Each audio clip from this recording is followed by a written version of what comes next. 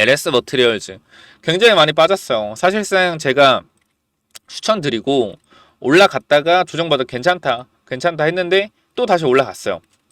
또 빠지고 있어요. 그러니까 지금 사람들이 이제 미치는 거예요. 돌겠는 거지. 왜? 보에서 500만 주로 주가를 끌어올릴 거라고 했는데 투신이 250만 주를 때렸네. 와, 멘탈 나가죠. 그죠? 와, 이거 뭐야? 다 팔았네. 개인한테. 근데 저는 또 어떻게 생각하냐면은 개인이 샀을까? 개인이 샀을까? 쉽게 생각해서 개인이 샀을까요? 전 절대 안 샀을 거라고 생각하는데요. 절대. 절대라는 말 쓰면 안 되지만 전 절대 안 샀을 것 같아요. 왜냐면은 일반적인 개미가 절대 아니다. 자, 생각해봐요. 자, 이때 거래량이 700만 주밖에 안 돌았습니다. 700만 주. 근데 개인이 250만 주를 샀다. 이 거래량에. 그리고 개인들이 전저점 이탈하고 주가 다 무너지는데 여기서 매수를 했다? 아니라고 봐요. 개인 투자자가 빠지는 종목을 매수할 리는 없습니다. 개인 투자자가 빠지는 종목 매수하는 거 봤어요? 개인 투자자가? 개인 투자자가 빠지는 거 매수 안 합니다. 잘. 여러분도 아시겠지만 지금 구간에서 저는 지금 이 흐름 자체가 개인 투자자가 매수한 게 아니라 투신의 물량을 투신이 A라고 하면은 B쪽 계좌들에서 매집이 들어온 거라고 봐요. 왜? 어차피 주가를 올릴 거라면은 다른 계좌로 옮겨놓고 오히려 흔들어 주고 올리는 게 좋으니까. 그래서 어쨌건 저는 지금 구간에서 이상 없다. 솔직히 말하면 차트는 다 깨졌어요. 차트는 다 깨졌는데 LS 그룹 자체가 전력만 관련주고 그죠? 조정을 받는 과정에서 LS 머티를 눌린 거다. 근데 보호해소 물량이 이번 500만 주 한 번만 있었다라고 하면은 저는 굉장히 비판적으로 말씀을 드릴 거예요. 근데 앞으로 9월 12일과 12월 12일 총 합쳐서 1000만 주의 물량이 또 남아 있기 때문에 얘네들이 이 물량을 제대로 매도하기 위해서는 주가를 최대한 올려서 매도를 해야 된다라고 말씀드릴게요. 차트상은 굉장히 좋지 않은 건 사실이다. 라고 말씀을 드립니다. 차트상은. 근데 우리가 항상 뭐 차트만 볼 수 있는 건 아니죠. 그죠? 전체적인 흐름을 또 봐야 되기 때문에 현 구간에서 일단은 뭐 긍정적이게 본다라고 했을 때는 추세가 살아있다. 라는 점. 그죠? 내려오는 흐름에서 이제 올라가는 흐름에서 여러분들 보시면 알겠지만 추세는 살아있다. 추세는 살아있고 이게 추세 저점이라고 했을 때 이 추세를 만약에 들어 올리는 흐름이 나온다라고 하면은 사실상 이 파동으로 이 파동을 조금 이렇게 볼게요. 이 파동을 보는 게 맞고 파동을 좀 본다면은 이런 흐름으로 갈 수도 있다라는 거죠. 이런 흐름. 그죠? 추세 저점 부분에서 다시 올라갈 수 있다. 그죠? 그리고 이 추세 상단 부분 다시 한번 뚫어주게 된다라고 했을 때는 앞에 매물 소화 진행하면서 다시 올라갈 수 있는 흐름이 나올 수 있다. 저는 개인적으로 이 종목은 3만원대 중반까지는 충분히 갈만한 종목이다 라고 말씀을 드리고 싶어요. 제가 이 회사가 좋다라고 하지 않았습니다. 고평가가 맞다. 고평가다. 근데 중요한 건 여기 들어간 애들의 돈을 보면은 충분히 끌어올릴 수 있을 것이다 라고 말씀을 드리는 겁니다. 아시겠죠? 자, 그리고 우진엔텍 확인해 볼게요. 우진엔텍.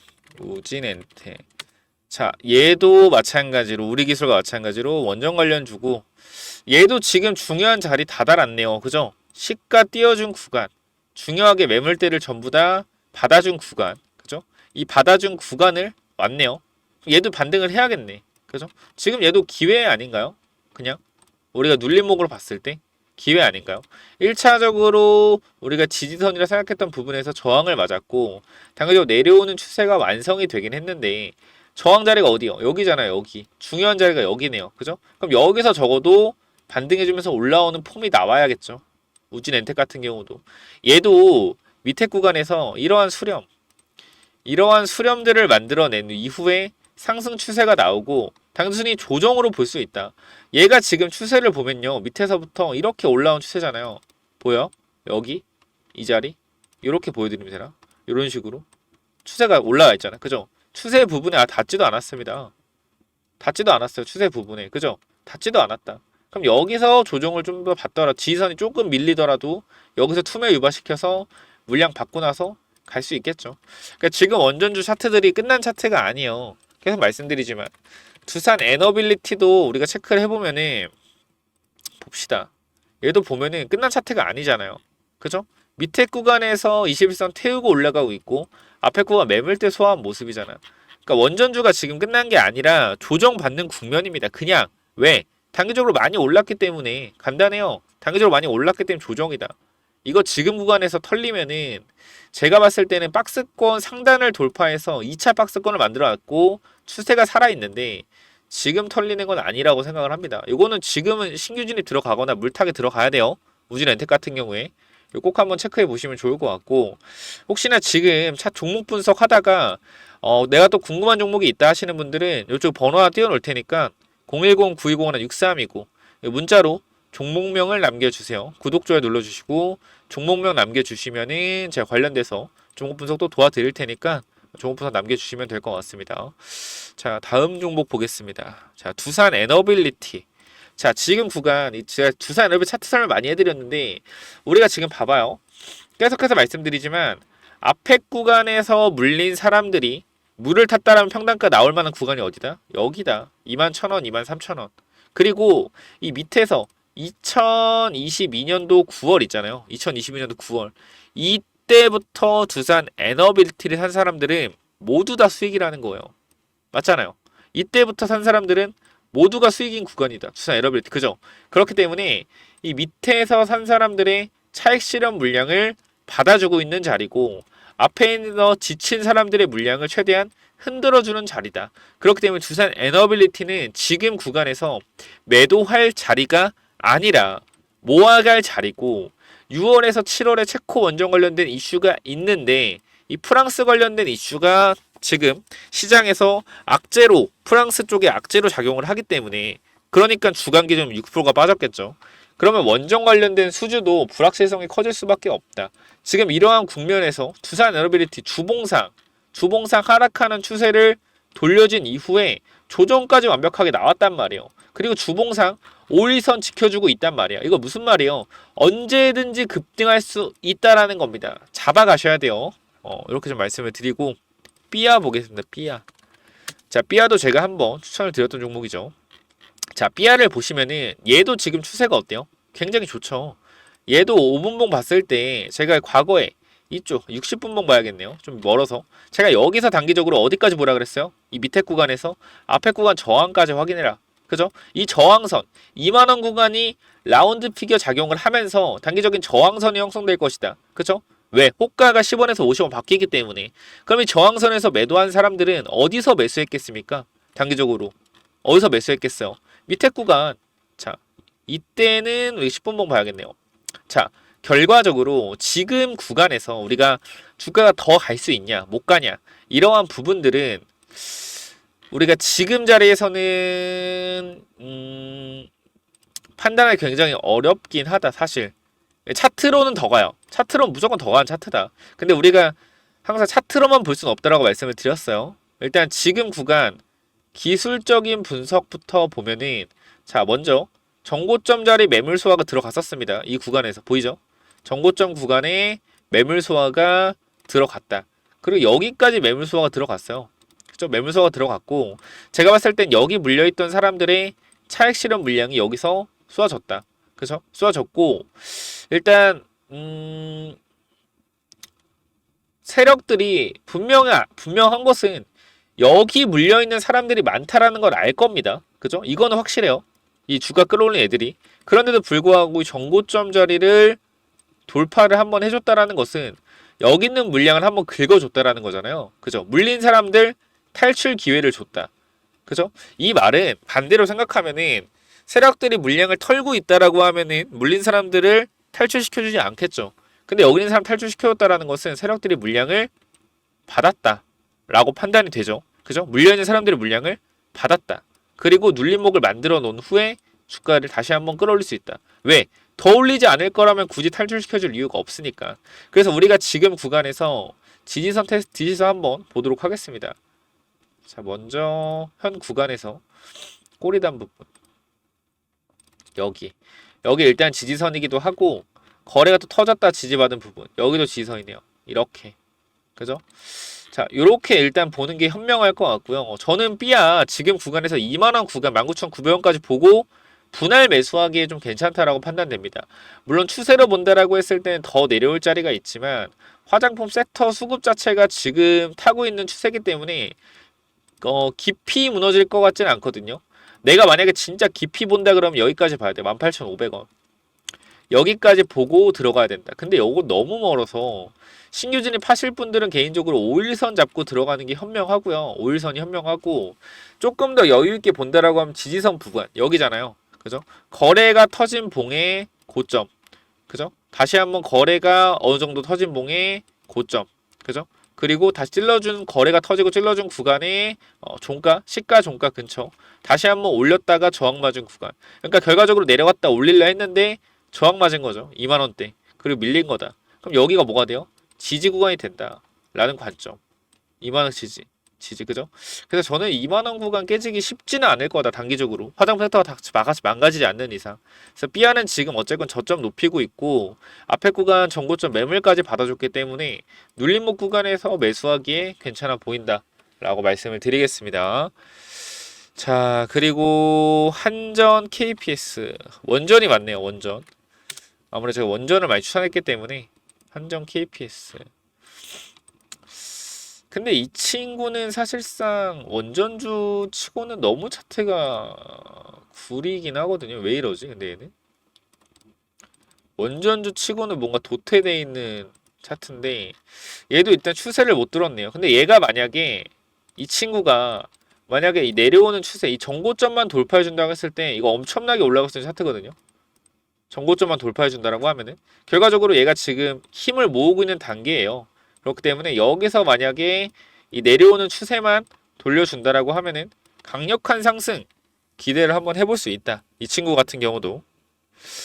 그래서 일단은 제가 봤을 때는 지금 차트로서는 개인적으로는 좋진 않다. 좋지 않은 게 사실이다.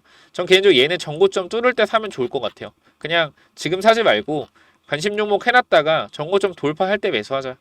그렇게 좀 언지를 드릴게요. 왜냐면은 아직 차트 자체가 돌려서 올라가고 있는 게 아니에요. 저점을 살짝 높이고 있긴 하지만 애매한 자리다. 차라리 저는 비싸게 사더라도 4만원짜리 돌파했을 때 자리 보고 사는 게 더 수익을 많이 낼 수 있는 자리 같다. 왜? 여기를 뚫었다는 것 자체가 뭐요? 2022년도 7월, 8월 이후로 샀던 사람들 전부 다 수익을 주는 구간이다. 그럼 누군가가 물량을 받아준다라는 거예요. 그죠? 그럼 받아주는 사람이 바보가 아닌 이상 뭔가 있으니까 받아주겠죠. 그러니까 일단 4만원 구간 돌파했을 때 매수하자. 라는 의견 드리겠습니다. 자, 그리고 인성정보 확인할게요. 인성정보. 인성정보. 일단 유상증자를 했던 것 같은데 권리락이 있네요. 유상증자한 것 같은데 잠시만요. 유상증자 했네요.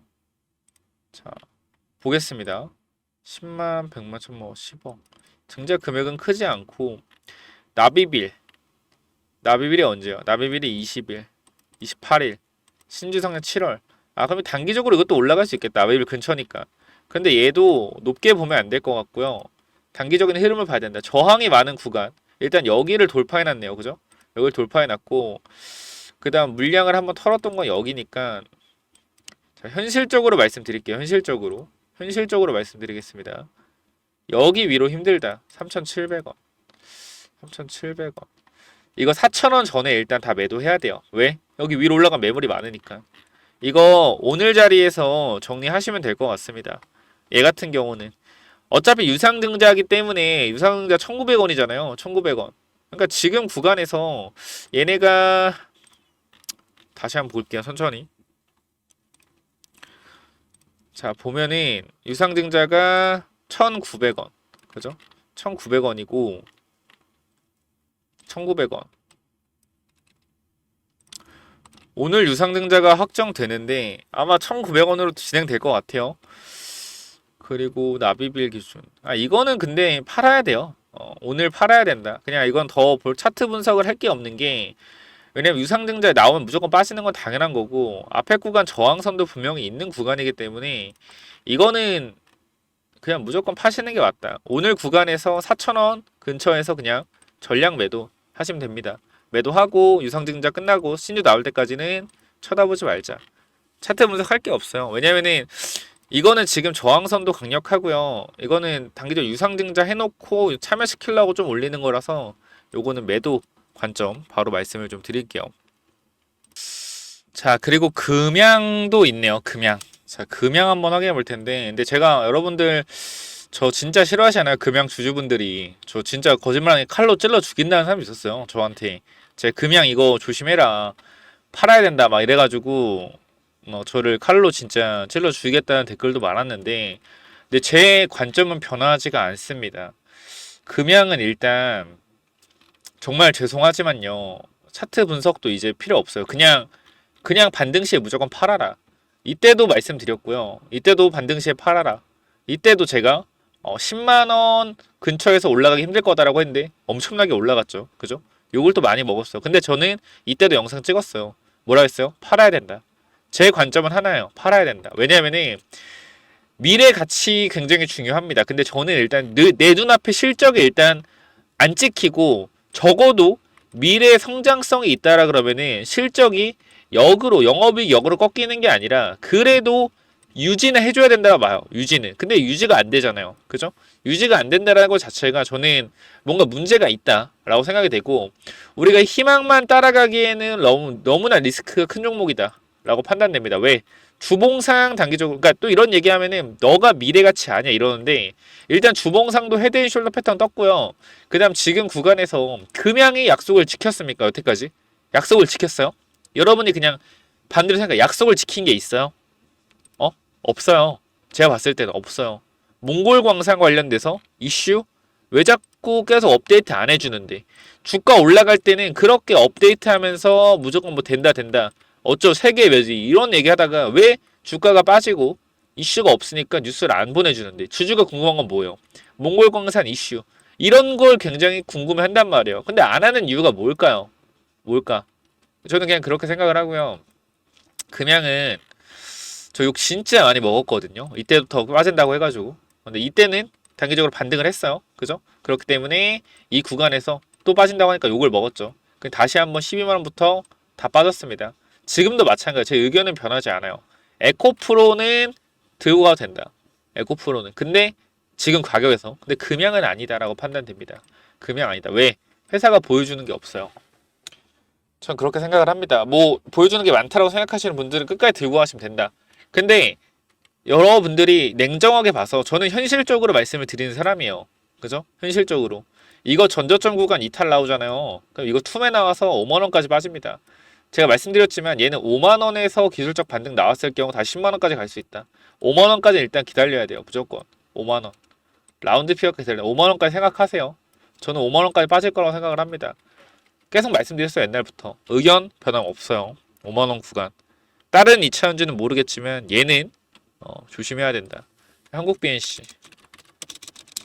자, 한국 BNC도 말씀드렸죠. 주가 조정받고 올라갈 것이다 라고 말씀드렸고요. 조정폭은 작게는 6,000원대. 그죠? 짧게는 여기까지 열어둬야 되고 여기서 단기적인 N자형 파동이 나오거나 만약에 길게 본다면 여기서 1파가 나와서 밑에 구간 그쵸? 5,000원 구간 라운드 피겨까지 열어놓은 상태에서 여기서 2차 파동이 나오면서 11,000원 구간 매물수가 들어갈 것이다. 저는 지금 구간은 한국 BNC 들어가 볼만 하다고 생각을 합니다. 거래량이 들어온 상태에서 거래량 없이 조정이기 때문에 여기서 조정 후에 다시 한번 강하게 올라갈 수 있을 것 같아요. 전 지금 구간에서라면 분할 매수 괜찮다고 충분히 말씀드릴 수 있다. 거래량 들어온 자리에서 지켜주는 구간이고 장기 입평선 두 개가 밑에 지키고 있기 때문에 이것은 다시 한번 올라갈 수 있어서 BNC는 일단 현재 구간에서 저는 그냥 괜찮다라고 봐요. 단기적으로 보신다라고 하면 여기까지 봐야겠죠. 6,000원에서 7,000원대 한 20% 구간 되겠네요. 요 정도 보고 대응하고 왜냐면은 여기서 단기적으로 요렇게 맞고 나서 이렇게 갈 수가 있어요. 여기 매물이 있기 때문에 여기 매물을 흡수하고 갈 수 있겠죠. 요 부분도 참고하시면 좋을 것 같습니다. 비만 치료제 관련주고 저는 얘네들은 계속해서 주목해서 봐야 된다. 어느 종목 비만 치료제 관련주들은 이렇게 좀 말씀드릴게요.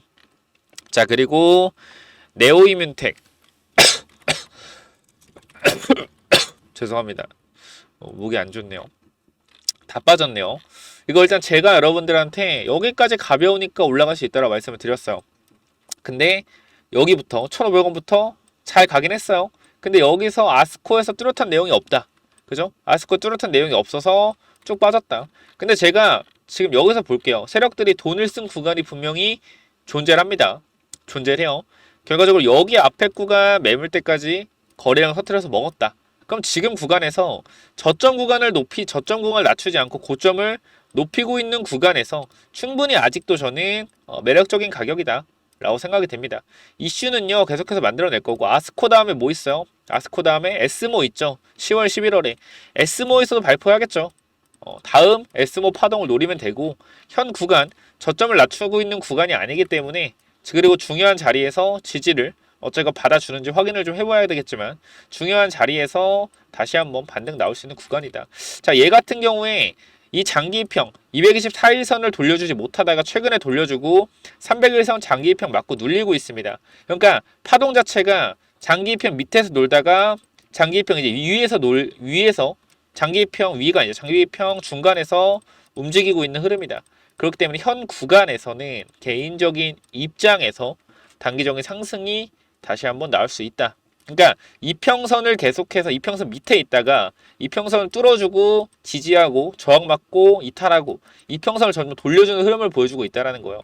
이민택은 지금 여기서 분할 매수 접근하기에는 굉장히 위에도 괜찮아요. 일단 지금 구간에서 사도 되는 구간이다.